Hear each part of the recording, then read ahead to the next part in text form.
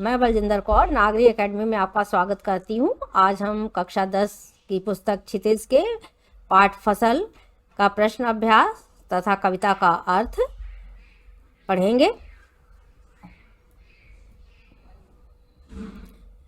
कविता है, एक के नहीं दो के नहीं ढेर सारी नदियों के पानी का जादू, एक के नहीं दो के नहीं लाख लाख कोटि कोटि हाथों के स्पर्श की गरिमा, एक के नहीं दो के नहीं हजार हजार खेतों की मिट्टी का गुणधर्म।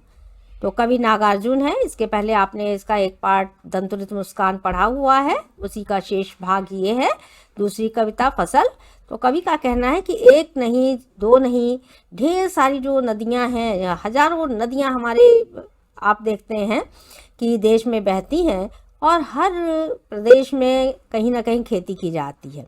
ये जो फसल है वो क्या है, क्या कवि ये बताना चाहता है कि ढेर सारी नदियों का जो पानी है उसका जो जादू है उसके रूप में ये फसल दिखाई देती है।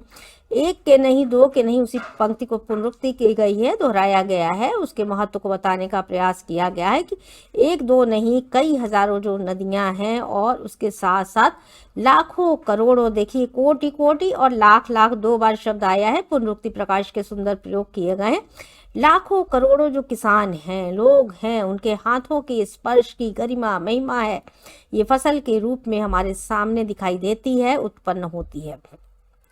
एक के नहीं दो के नहीं, एक दो ही नहीं, हजार हजार खेतों की मिट्टी का गुण धर्म ये है कि हजारों लाखों जो खेत हैं उनकी जो मिट्टी है उसमें जो फसल उत्पन्न होती है वह उसका गुण धर्म लेकर के उत्पन्न होती है। उसके अंदर जो गुण है वही क्या करती है, फसल को उत्पन्न करती है। फसल क्या है? कवि ने प्रश्न किया कि फसल है क्या, किसे आप फसल कहते हैं और इसमें क्या होता है। और तो कुछ नहीं है, वह कहते क्या है। आप बीज देखते हैं, बोते हैं, आप अनाज को खाते हैं और ये यही फसल है, यही चीज़ें हैं जो आपको ऊर्जा प्रदान करती हैं, बिना जिसके कि आपका पेट नहीं भर सकता है। तो फसल के महत्व को और फसल उगाने वाले के भी महत्व को आपको समझ लेना चाहिए। नदियों के पानी का जादू है। कहते कि अगर नदी नहीं है, पानी नहीं है, तो आप देखते हैं कि फसलें उत्पन्न नहीं होती हैं। पानी बीज बो दीजिए और पानी मत दीजिए, फसल जो है आपकी पानी के बिना नहीं है। तो नदियों को के महत्व को भी आप समझिए कि पानी का ये जादू है, पानी के जादू से ही ये फसल उत्पन्न होती है, बीज उत्पन्न होते हैं। लहलहाती फसलों का आप देखते हैं। कवि कहता है कि हाथों के स्पर्श की महिमा है, स्पर्श छूना। फसलों को भी अब आनंद की अनुभूति होती है। किसान अपनी फसलों को अपने बच्चों की तरह से वह प्रेम करता है, स्पर्श करता है, तो ये उसके हाथों के स्पर्श की महिमा है, उसका वह गौरव समझता है। भूरी काली संदली मिट्टी, ये देखिए मिट्टी के प्रकार कवि ने बता दिए। मिट्टी के रंग देखिए हर देश प्रदेश में हर स्थान पर अलग अलग है।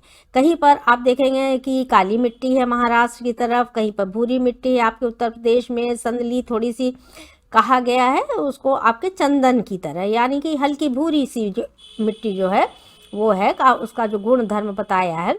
रूपांतर कहते हैं बदलाव को, रूपांतर है सूरज की किरणों को। ये कैसा रूपांतर है? कवि कहते हैं बदल जाता है, रूप परिवर्तित करने वाला है, रूपांतर है। सूरज की किरणें इसके रूप को परिवर्तित करती हैं। आप जैसा बीज बोते हैं वैसा ही नहीं रहता है। फसलें उत्पन्न होती हैं, बड़ी होती हैं, सूर्य का प्रकाश उन्हें बड़ा करता है, किरणें वहां तक पहुंचती हैं। अगर किरणें नहीं पहुंचती हैं, सूर्य का प्रकाश नहीं पहुंचता है, तो फसल पकती भी नहीं है, समझ रहे? तो उसकी गर्मी आवश्यक है।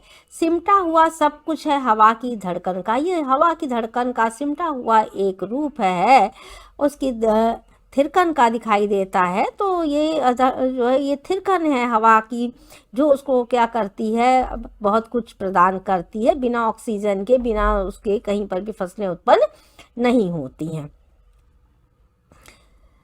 और शब्द अर्थ आपकी स्क्रीन पर दिए गए, साथ साथ में समझा भी दिए गए हैं, और उसकी विशेषताएं, काव्य सौंदर्य इस प्रकार से। कविता में खड़ी बोली हिंदी का प्रयोग किया गया है, भाषा सरल है, स्पष्ट है, मुक्तक छंद में है, नई कविता है आप देख रहे हैं। सिमटा हुआ संकोच में सवर्ण की आवृत्ति, अनुप्रास अलंकार के प्रयोग किए गए हैं।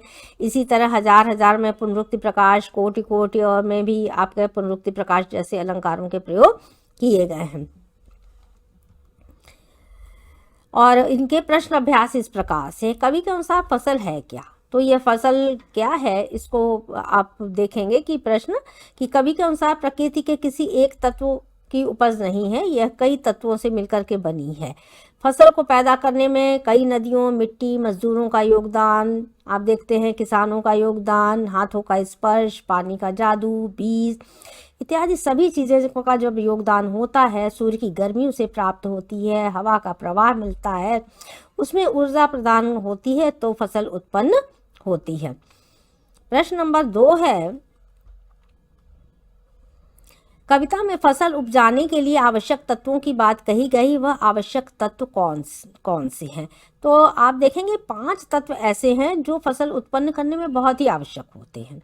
तो इनकी आवश्यकता में आप कौन कौन सी चीज़ें हैं? मिट्टी का होना आवश्यक है, उपजाऊ मिट्टी, नदियों का पानी प्राप्त होना चाहिए, किसानों मजदूरों द्वारा किया गया परिश्रम होता है, सूर्य की चमकती हुई किरणें होती हैं, बहती हुई हवा होती है। इसके अलावा बीज तो उसमें जब डालेंगे तभी उत्पन्न होगा, तो फसल तभी उत्पन्न होगी।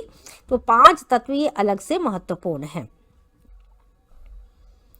प्रश्न नंबर 3 है, फसल को हाथों के स्पर्श की गरिमा और महिमा कहकर कवि क्या व्यक्त करना चाहता है? देखिए, फसल का बहुत महत्व है। बिना स्पर्श, बिना प्रेम, बिना खेतों से प्यार किए किसान इसे उत्पन्न नहीं करता। किसी भी फसल को उत्पन्न करने के लिए लाखों करोड़ों किसानों मजदूरों के हाथों का स्पर्श होता है। इन्हीं किसानों के माध्यम से फसल उत्पन्न होती हैं, वे अपनी महत्वपूर्ण भूमिका निभाते हैं। किसानों के स्पर्श से उत्पन्न हुई फसलों की बहुत महिमा है। उन किसानों को हमें प्रणाम करना चाहिए जो हमारा पेट भरते हैं और हमें जीवित रखते हैं। तो उनकी महिमा का गुणगान हमेशा हो सकता है, उसके बिना जीवन नहीं है। और वही उनका स्पर्श, वही उनका प्यार जो है आपके पास लौट करके फसल के रूप में आता है। प्रश्न नंबर 4 है, आपका भाव स्पष्ट करना है। भाव स्पष्ट करने में आपको मालूम होना चाहिए कि कोई संदर्भ प्रसंग होता नहीं, कहीं कुछ नहीं है, सीधे सीधे आपको लिखना है। रूपांतर है सूरज की किरणों का, सिमटा हुआ संकोच है हवा की थिरकन का लिखना चाहिए। तो धड़कन शब्द है। तो फसल को उत्पन्न करने में कवि का यह मानना है कि लहराते खेत, फसलें तभी उत्पन्न हो सकती हैं जब उसमें मानवीय श्रम, मिट्टी, पानी, सूर्य का प्रकाश तथा हवा अपना पूर्ण योगदान देते हैं। तो ये पूरी तरह से कवि को ऐसा लगता है कि जैसे हवा की थिरकती है, उसको संकुचित होती है, संकोचन होता है उसमें, और सूरज की जो किरणें हैं वो इस फसल को उत्पन्न करने में, उसका रूप परिवर्तित करने में पूरी तरह से मदद करती हैं और फसल को उत्पन्न करती हैं। बीज उत्पन्न होता है और आप तक ये पहुंचता है। इस प्रकार से आपने 4 प्रश्नों का अभ्यास किया, कविता के अर्थ को समझा, भाव को समझा और बहुत सारी चीज़ों को शब्दार्थ को समझा। चैनल को सब्सक्राइब करें, वीडियो को लाइक करें तथा शेयर करें। धन्यवाद।